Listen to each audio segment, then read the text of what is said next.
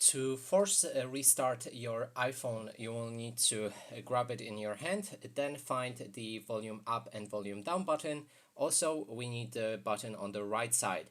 And now what we need to do is quickly press volume up button, volume down button, and then quickly tap your side button. So let's try it out.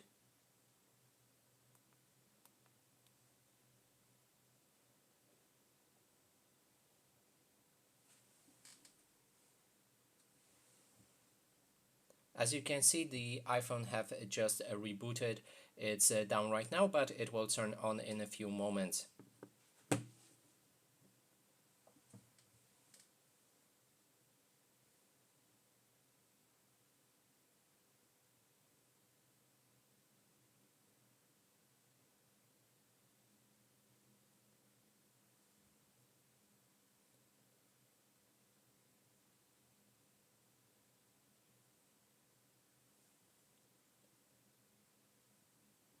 And that's it for this video. Hope you like it. Please consider subscribing to our channel, leave a like and a comment below.